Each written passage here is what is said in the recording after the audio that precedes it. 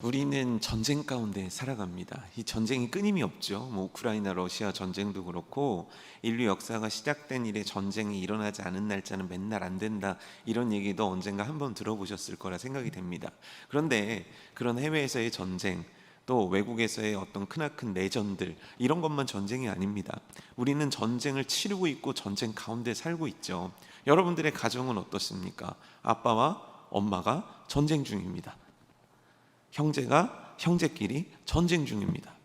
엄마와 자식이 전쟁 중이고 아빠와 자녀가 전쟁 중입니다. 이렇게 얘기하니까 우리가 무슨 전쟁이냐 이렇게 생각하시겠지만 싸운다는 거예요. 미워하는 마음들이 있다는 거예요.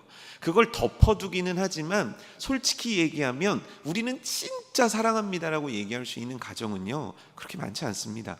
그런 부부들은요, 그렇게 많지 않습니다.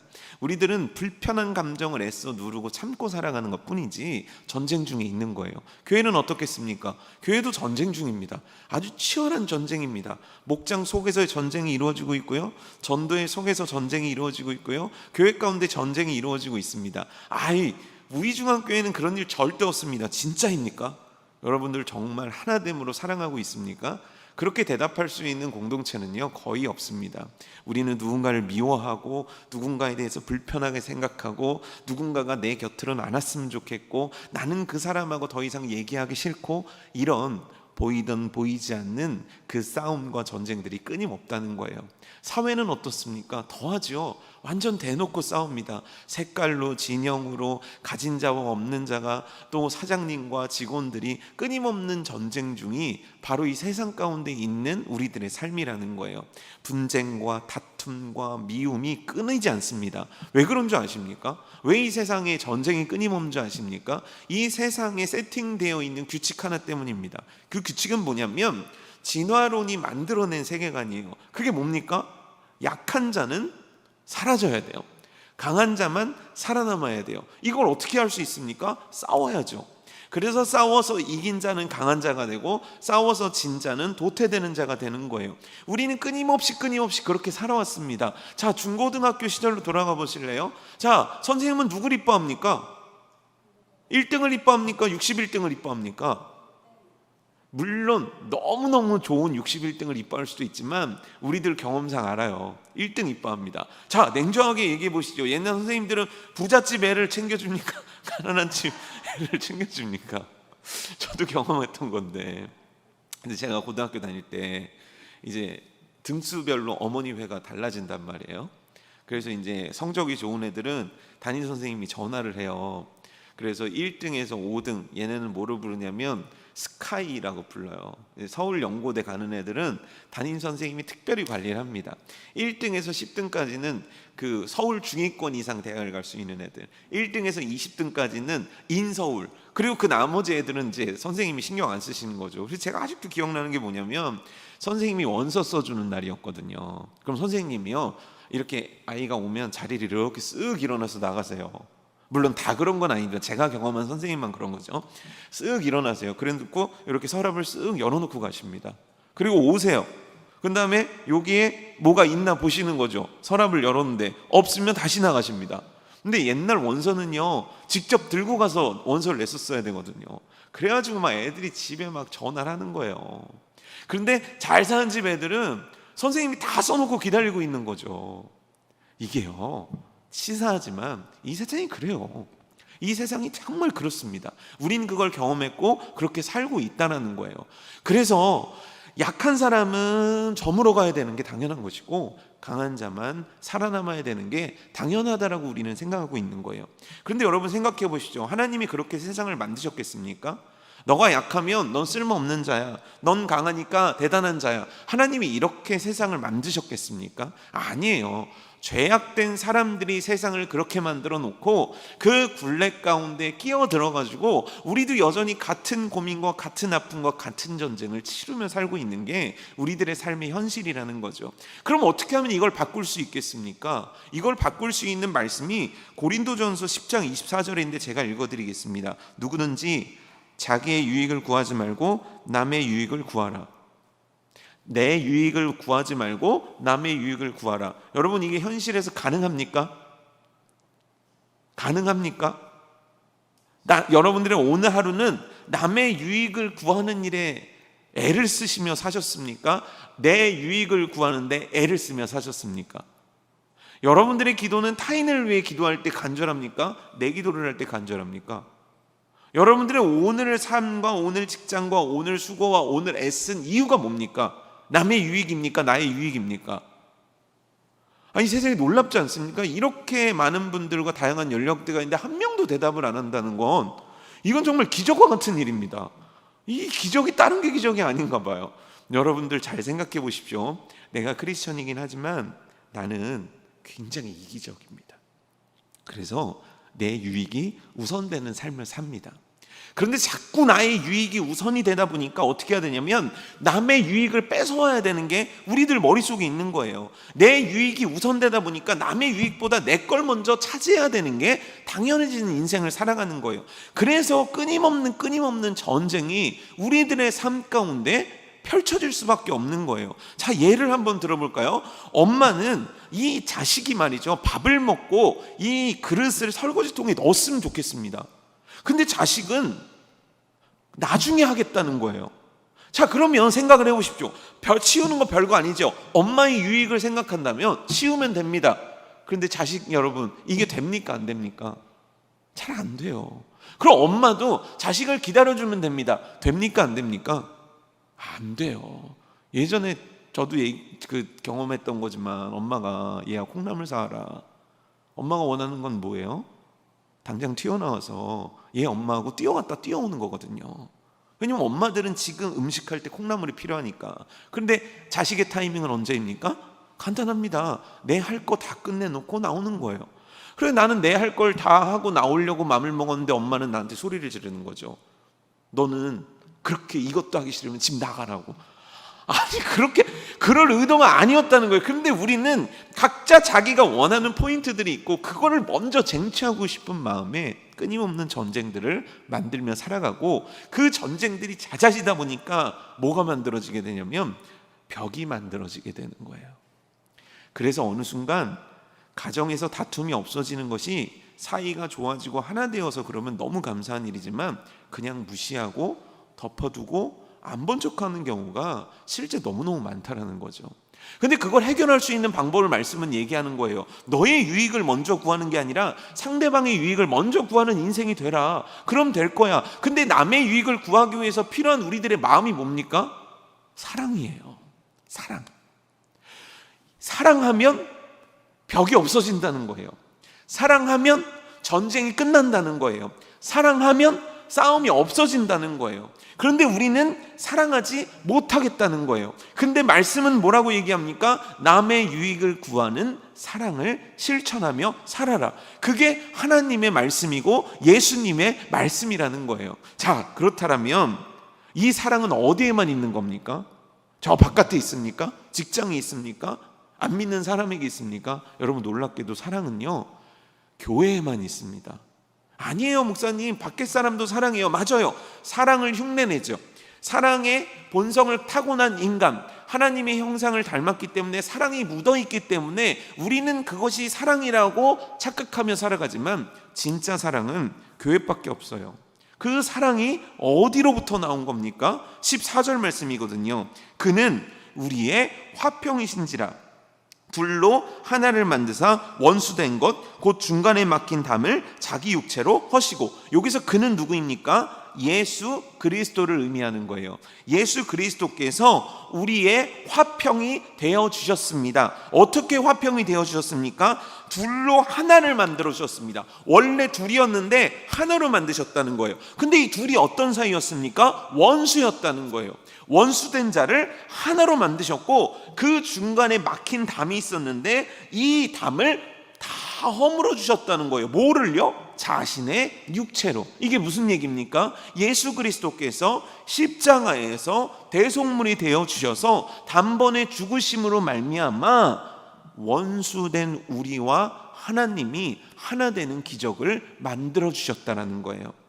우리와 하나님은 절대 하나가 될 수 없는 가운데 누구도 무너뜨릴 수 없는 벽이 있었는데 그 벽을 예수 그리스도의 보혈의 은혜로 말미암아, 구원의 은혜로 말미암아, 우리가 복음이라고 알고 있는 그것으로 말미암아 이 모든 것들을 무너뜨리고 예수님과 내가 하나가 되도록 만들어 주셨다라는 거예요. 그가 나를 위하여 대속물이 되어 주시사 벽을 허무시고 나에게 오셔서 하나가 되었다는 거예요. 이 상태, 하나가 된 상태를 오늘 말씀에서는 뭐라고 표현하냐면 화평이라고 하는 거예요. 화평. 주께서 날 위해 화평을 만들어 주셨다는 거예요. 그런데 우리는 절대 하나님과 화평된 사이가 될 수 없었다는 거예요. 그래서 우리들에게 율법을 주셨단 말이에요. 근데 율법을 지켜도 우리는 예수님과 하나님과 하나가 될 수 있습니까? 없습니까? 없는 거예요. 자, 율법을 줬어요. 너 율법을 잘 지켜. 그러면 우리가 하나가 될 수 있어. 하나님께서 말씀을 해주셨는데 내가 율법을 못 지킨 거예요. 거짓말하지 말라는데 거짓말했고, 미워하지 말라는데 미워한 거예요. 그래서 양을 갖다가 제사를 드립니다. 그리고 제사를 딱 드렸어요. 자, 이제 너의 죄는 다 양에게 전이 됐으니까 이 죄는 다 끝나버렸다. 자, 이제 평안히 돌아가라. 네 하고 돌아가요. 돌아가면 죄를 짓습니까? 안 짓습니까? 짓습니다. 여러분, 예배 끝나고 은혜 받고 돌아가시면 죄 짓습니까? 안 짓습니까? 짓죠. 너무 잘 짓죠. 어쩜 그렇게 천재적인지. 제가 어느 엄청 유명한 교회거든요. 특세인가 어떤 기간이었어요. 제가 참석을 해갖고 예배를 드리고서는 이렇게 빠져나오는데 막 성도들 얼굴들이요, 너무 밝고 너무 은혜가 진짜 가득하더라고요. 최소한 여러분들 표정 같지는 않아요. 하루가 얼마나 힘드셨는지 그냥 눈도 쳐주시고 얼굴도 쳐주시고 피부도 쳐주시고, 일단 리프팅을 하라고 그렇게 얘기를 해도 리프팅이 잘 안 되죠. 그렇죠? 어떻게 해야 되는지 모르겠어요.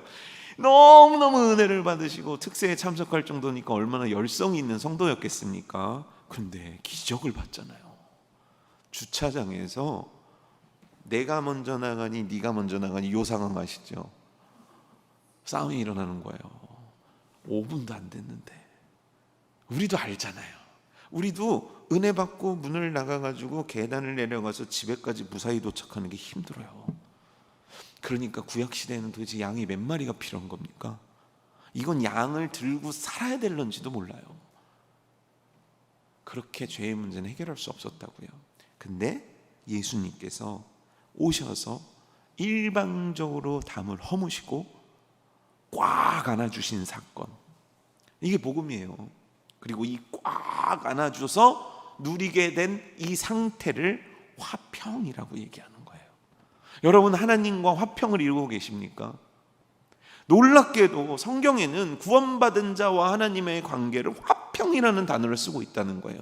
우리가 그 은혜를 누리고 있는 자들이라는 거예요. 그런데 여기까지는 너무 좋은데, 여기까지는 너무 감사한데, 여기까지는 너무 할렐루야인데, 문제는 다음입니다. 그 다음이 뭐로 이어지냐면 예수님께서 이런 말씀을 하셨어요. 어느 날 율법학자가 물어봅니다. 예수님, 최고의 율법이 뭡니까?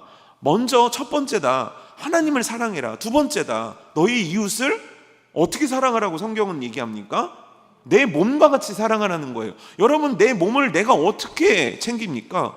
얼마나 챙깁니까? 얼마나 아끼냐는 거예요. 배고프면 먹고, 목말리면 마시고, 아프면 치유하고, 내가 내 몸에 투자하는 것처럼 그 이웃을 그렇게 사랑하라는 거예요.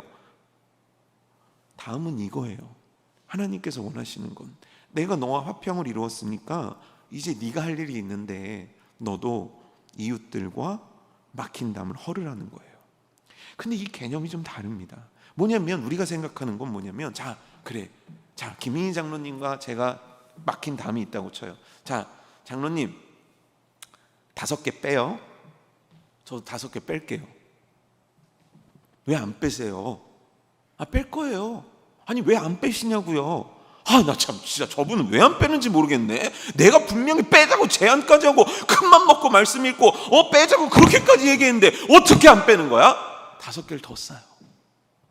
그런데 장로님이 좋아요, 그럼 제가 빼겠습니다. 5개를 뺐어요.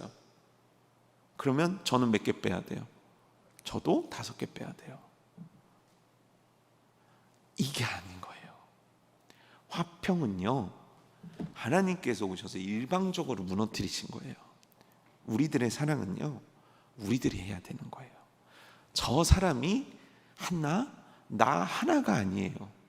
원수까지도 사랑하라는 하나님의 말씀은 그렇게 기브 앤 테이크로 담을 하나하나씩 양보하면서 무너뜨리라는 개념이 아니에요. 근데 우리는 그 개념이 있기 때문에 이웃 간의 가정 속에서 이 막힌 담의 문제를 해결하지 못하는 거예요. 여러분, 예수님께서 우리의 담을 헐어주셨어요. 그래서 우리들이 다음에 해야 될 일은 뭐냐면, 우리 역시 우리들의 가정과 우리들의 관계 속에서, 우리들이 생활하는 생활 속에서 막힌 담을 헐어야 되는데, 적극적인 자세로 헐어가는 것, 그게 바로 사랑이고 그게 그의 유익을 구하는 인생을 살아가는 거라는 걸 우리는 깨달아야 되는 거예요. 그래서 하나님이 원하시는 건 뭐냐면, 내가 너와 화평을 이루듯 너도 이웃들과 화평을 이루어야 된다. 내가 너와 화평을 이루듯 너도 가정 안에서 화평을 누려야 된다. 내가 너와 화평을 이루듯 너가 친척들 가운데 화평을 누려야 된다. 내가 너와 화평을 누리듯 너의 직장 생활 속에서 화평을 누려야 된다는 거예요. 그 말씀을 우리들에게 하고 계신 거예요. 그는 우리의 화평이신지라. 그 화평을 받아들인 우리는 이제 우리들의 삶과 우리들의 가정과 우리들의 교회와 우리들의 영역 가운데 이 화평을 실천하는 인생을 살아드려야 된다는 거예요. 그런데 그렇게 화평을 했더니 하나님께서 그 다음 놀라운 일 하나를 행하셨는데, 그게 뭐냐면 15절 하반절이거든요. 이 둘로 자기 안에서 한 세 사람을 지으셔서 화평하게 하셨다라는 얘기가 나와요. 율법을 폐하신 다음에 한 세 사람을 지으셨다라고 나오는 거예요. 세 사람, 새로운 사람, 이건 뭐를 의미하는 걸까요? 한 세 사람은 도대체 무엇을 의미하는 걸까요? 이거는 교회 공동체를 의미하는 거예요. 너와 내가 하나가 되어지는 교회 공동체라는 거예요. 하나라는 거예요. 그런데 이 하나가 새로운 피조물이라는 거예요. 이 얘기가 뭐냐면, 예수 그리스도께서 머리가 되시고 우리들은 지체가 된다는 거예요. 그 지체를 구성하는 우리는 예수 그리스도와 함께 하나가 된 새로운 존재가 되었는데, 이게 바로 교회가 되어야 된다는 거예요. 여러분, 우리 교회는 그래서요 하나여야 하는 거예요. 우리 전도회는요 하나여야 되는 거예요. 여기 청년들 와 있지만 청년교회는 1, 2, 3이 아니에요. 하나여야 하는 거예요. 하나된 공동체, 예수 그리스도와 하나된 공동체, 서로가 하나된 공동체, 이거를 지향하고 이거를 추구하며 이를 위해 애쓰며 이를 위해 수고하며 이를 위해 노력하며 이를 위해 희생하며 이를 위해 기도하며 이를 위해 가슴치며 복종하는 것, 이게 바로 교회가 해야 되는 일이라는 거예요. 그런데 놀랍게도 지금 그게 됩니까 안 됩니까? 이 시대 가운데 교회가 하나 되는 일 됩니까 안 됩니까? 제가 오전에도 물어봤지만 예배가 끝난단 말이에요. 주일 예배가. 가정 목장이 과연 성도들 중에 몇 프로가 참석을 할까요? 여성 목장 속에 몇 프로가 참석할까요? 교회에서 국수봉사를 한다면 전도회마다 몇 프로 정도 올까요? 전 교인이 예배드리는 주일날 우이중앙교회 예배드리는 인구가 400명이 넘는데, 그 400명 중에서 교회 행사, 교회 사역에 적극적으로 뛰어드는 비율은 도대체 몇 프로나 될까요?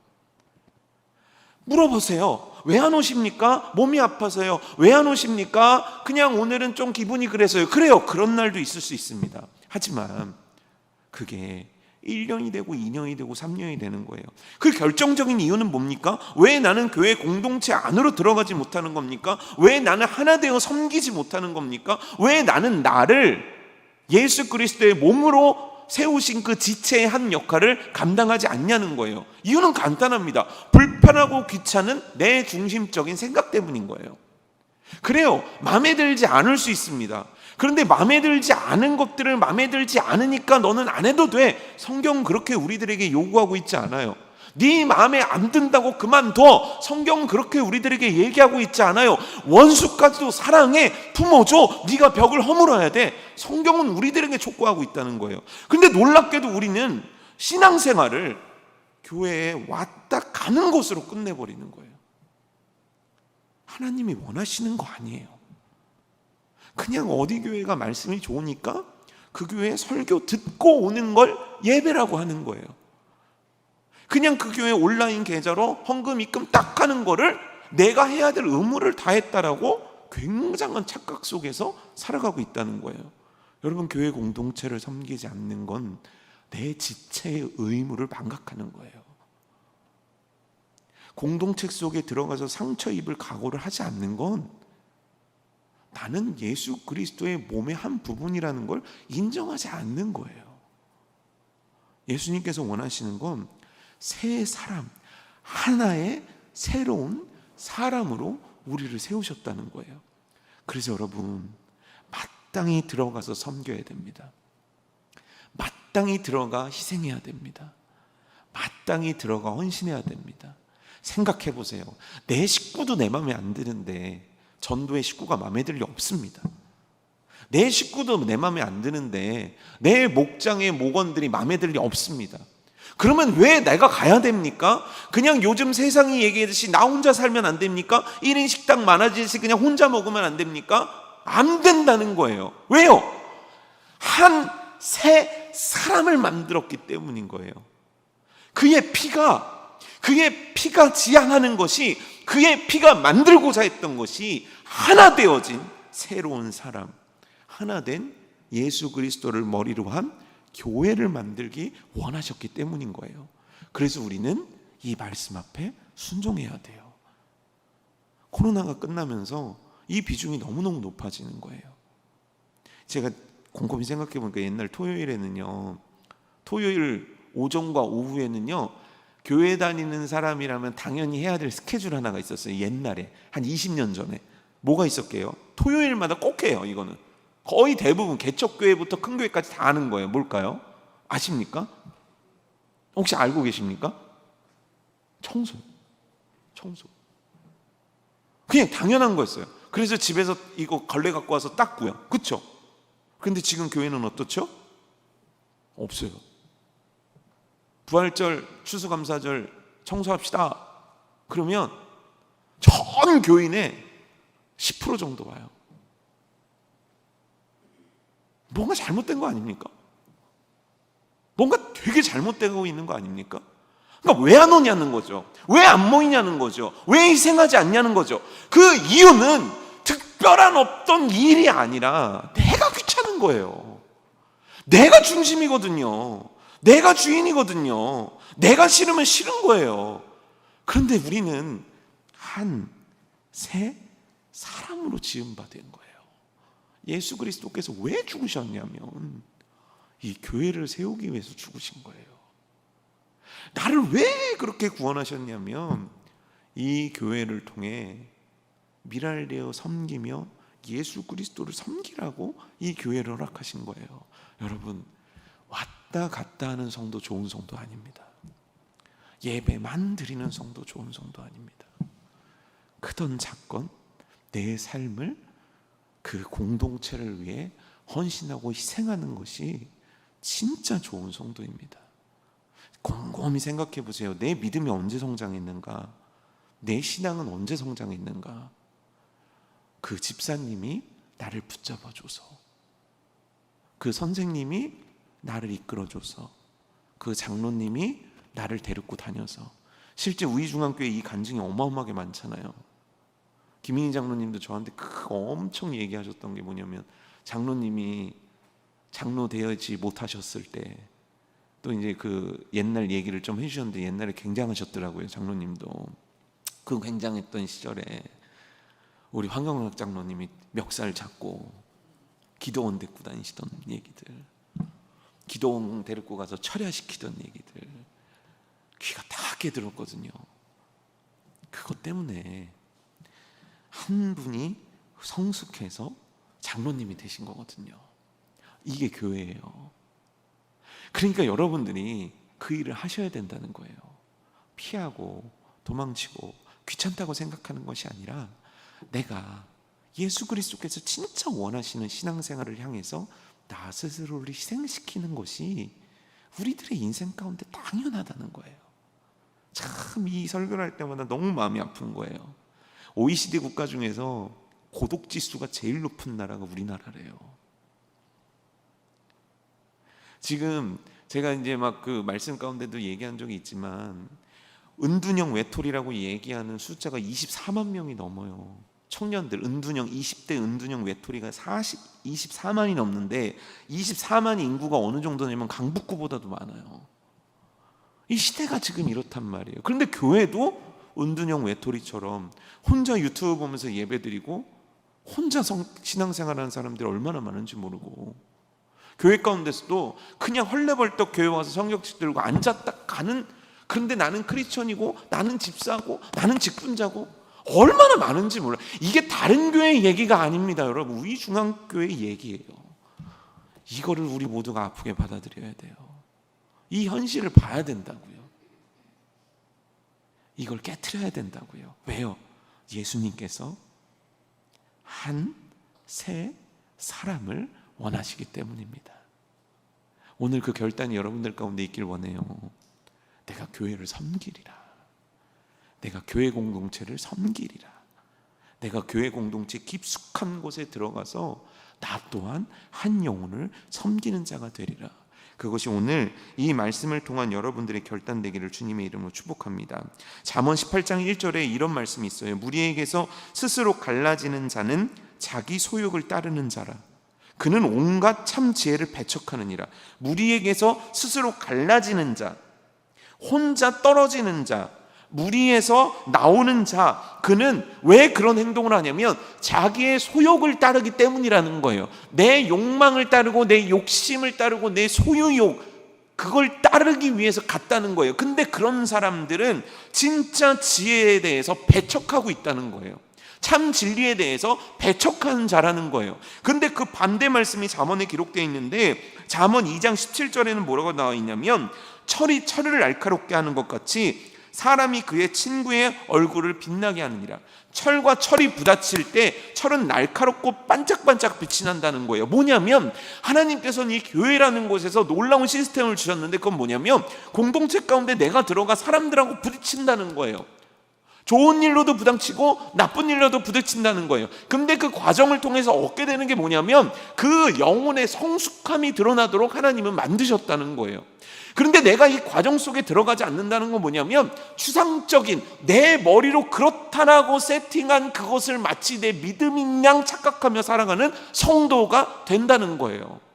선교사 훈련이 되게 되면 반드시 하게 되는 훈련이 있는데, 짧게는 6개월에서 1년 내지 2년을 공동체 생활을 하게 됩니다. 이 공동체 생활이 뭐냐면 한 곳에다가 좀 불편한 환경을 세팅을 해놓고 선교사 부부들이 거기 다 들어가 사는 거예요. 근데 여러분, 선교사로 희생을 하기로 결단을 했으니까 얼마나 양보하고 얼마나 섬겼겠습니까?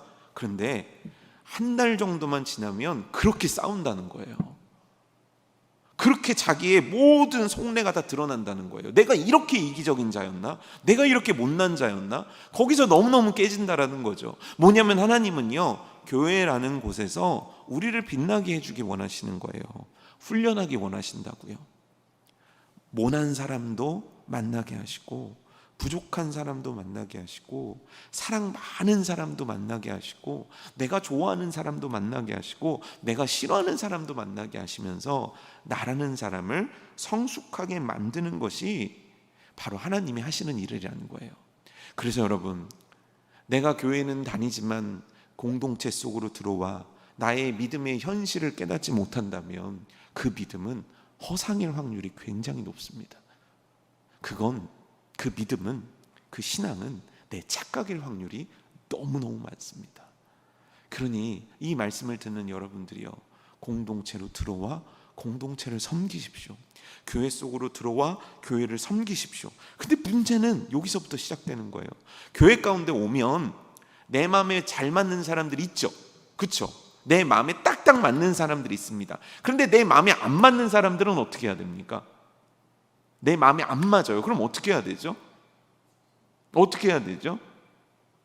나는 이렇게 그렇게 했으면 좋겠어요. 뭐냐면 다 여기 이렇게 마이크를 교회에서 달아줬으면 좋겠어요. 그래서 숨소리까지 다 듣고 있었으면 좋겠어요. 너무 도대체, 아니면 이렇게 그런 생각 많이 했는데 내가 무슨 생각을 하면 여기 말풍선처럼 이게 뜨는 거예요. 야, 근데 그거 있으면 설교 못 하겠죠, 그렇죠? 저 목사 막 왜 저래 막 이런 거 하면 시험에 들 테니까. 내 교회를 딱 들어가면요, 내 마음에 드는 사람들이 있습니다. 근데 마음에 안 드는 사람은 어떻게 해야 됩니까?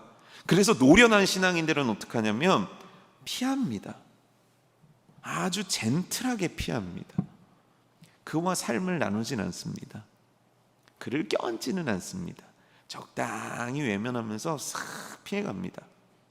그래서 자, 이제 서로 축복하는 시간 가지세요. 자, 일어나서 뭐 이제 이런 거 시키잖아요. 그럼 이렇게 싹 봅니다. 그래서 내가 친한 사람을 향해 달려갑니다. 내가 안 친한 사람을 향해 달려가지 않습니다. 자, 짝을 지으세요. 그러면 싹 봅니다.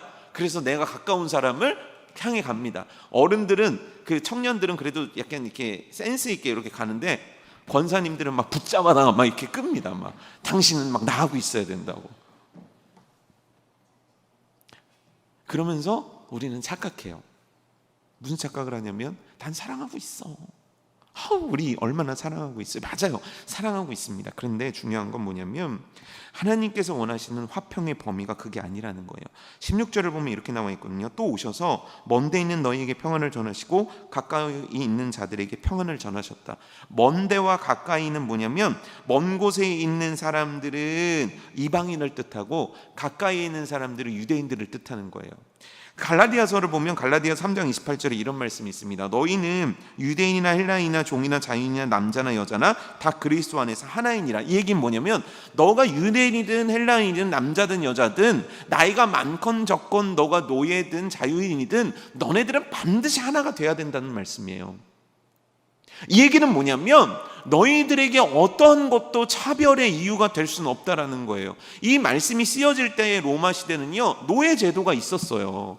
자유인이 있었어요. 자유인들은 노예들을 사람 취급 안 하던 시대예요. 왜 우리나라도 조선시대 때 처음 기독교가 왔을 때 예배당인데 이렇게 가운데 천 같은 게 쳐져 있었잖아요. 그래서 한쪽은 양반들, 한쪽은 상놈들이 앉아 있었잖아요. 또 한쪽은 남자들, 한쪽은 여자들이 앉아 있었단 말이에요. 왜요? 교회지만 이것들을 연합한다는 건 참 어려운 일이었습니다 라는 걸 보여주는 사건인 거죠. 근데 초대교회는 어떠냐면 너가 지금 핏째 고기를 먹는 헬라인이야, 너가 율법을 철저히 지키는 유대인이야, 상관없다. 너네 하나 돼. 너네 교회야. 너의 노예든 너희들이 자유인이든 상관없어. 너네 하나 돼. 너네 크리스천들이야. 너네 남자든 여자든 어디 남자가 위고 어디가 여자가 밑이라고 성경 어디에 나와 있니? 너네 하나 돼. 연합해야 돼. 너희들 사이에 화평이 있어야 돼. 이게 성경이에요. 그래서 우리 교회 공동체는 내가 누구를 싫어하고 있으면 안 돼요. 어렵습니다. 이거 보통 일 아닙니다. 차라리 아프리카에 있는 밥 못 먹는 애들 가서 밥 먹여주고 씻겨주는 게 훨씬 좋습니다. 얼마나 어려운지 몰라요. 내 가까이 있는 이미 20년 되고 30년 돼서 20년 30년만큼 벽이 있는 사이들이 이걸 해결한다는 게 얼마나 어려운 건지 몰라요. 그런데 이걸 해야 된다는 거예요. 왜요? 이 힘든 일을 왜 해야 되는 겁니까? 이유는 간단해요. 바로 갈라디아서 2장 20절 말씀인데 잘 들어보세요.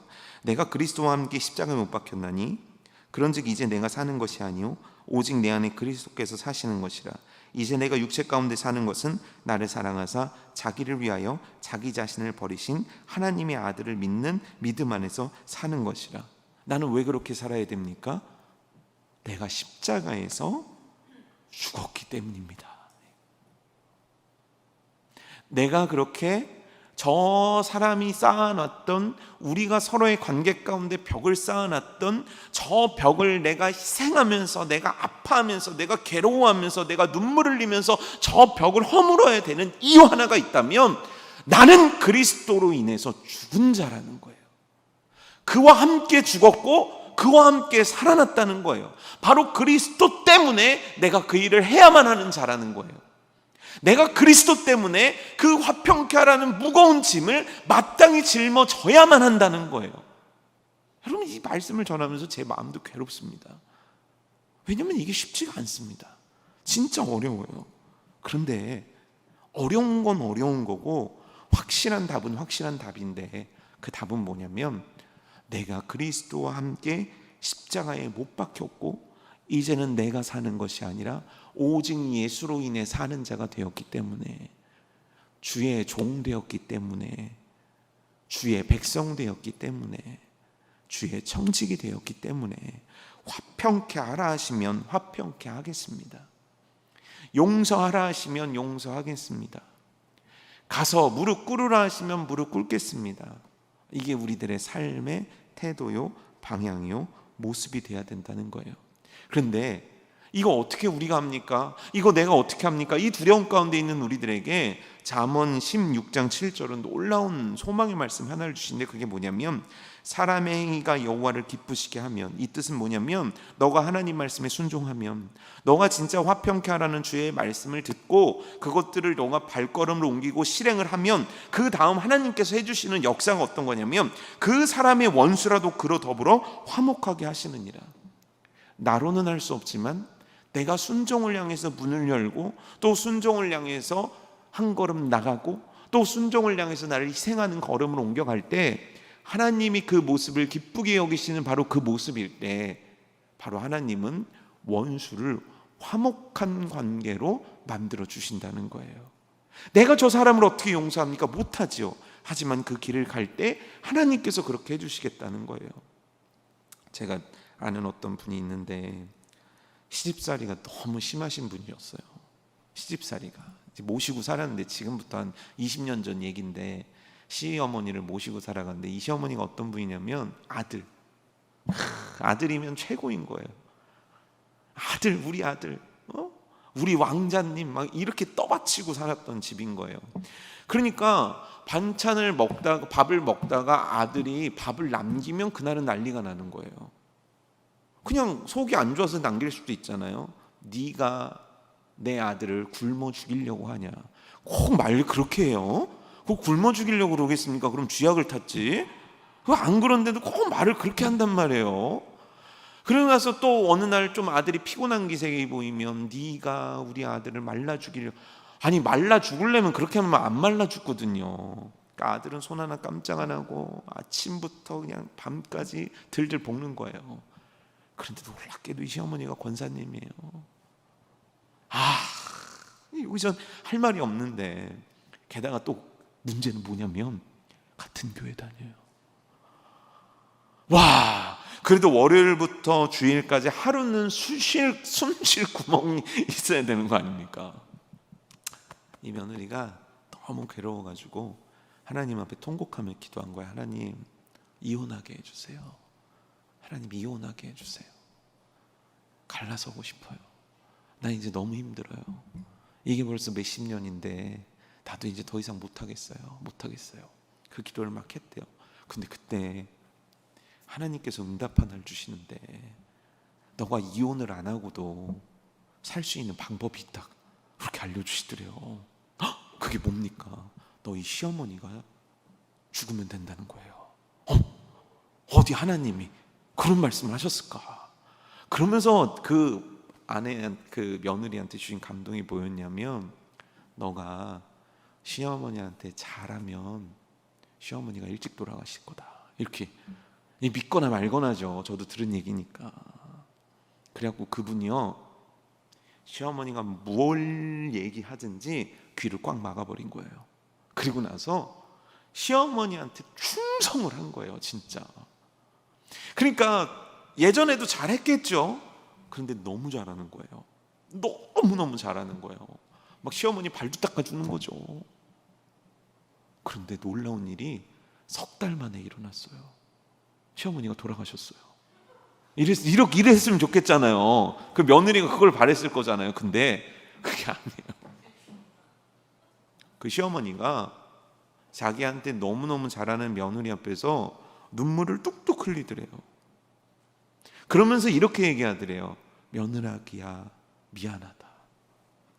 사실 내가 시집살이를 너무 하고 살아가지고 그 한풀이를 너한테 했다. 그러면서 통곡을 하면서 오시더래요. 그리고 나서 어떻게 했을까요? 그 다음날 돌아가셨어요? 아니요. 왜 자꾸 보내려고 그러세요? 아니요. 장수하셨대요. 행복하게 사랑하면서. 그 발걸음 옮겼더니 쉽지 않았겠죠. 얘기는 쉬워요. 항상 얘기는 쉽지만 현실에서 3개월 버틴다는 게 쉬운 일 아니거든요.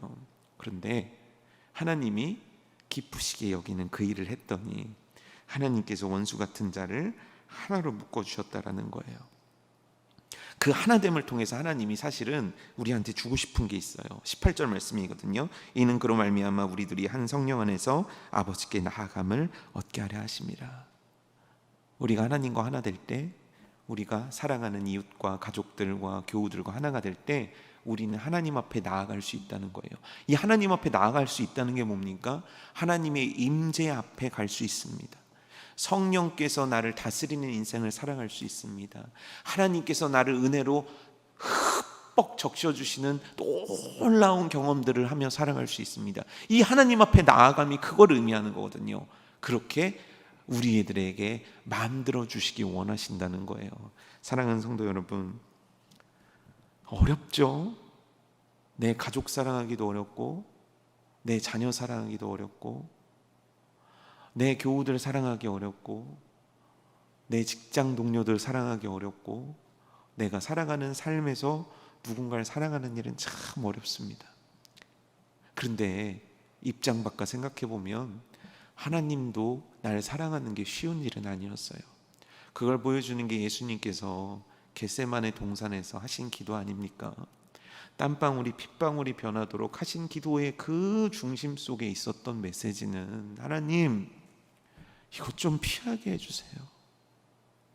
다 너무 무섭고, 다 너무 아플 것 같고, 이거 너무 끔찍합니다. 그런데 그때 예수님이 어떻게 하셨습니까? 이것이 하나님의 뜻이라면 하겠습니다. 이것이 하나님의 뜻이기에 저들을 사랑하겠습니다. 이것이 하나님의 뜻이기에 십자가 지겠습니다. 이것이 하나님이 기뻐하시는 일이라면 내 마지막 땀 한 방울과 피 한 방울도 아낌없이 드리겠습니다. 그래서 우리와 화목해 하신 건 아닙니까? 우리가 그런 십자가까지는 질 수 없지만 나로 하여금 화평케 하신 그 은혜를 깨달아 내 삶의 방향과 내 삶의 지향점이 내 이웃들을 사랑하는 그것, 내 가족을 사랑하는 그것으로, 내 교우들을 사랑하는 그것으로, 내 교회를 사랑하는 그것으로 나아가는 저와 여러분 되기를 주님의 이름으로 축복합니다.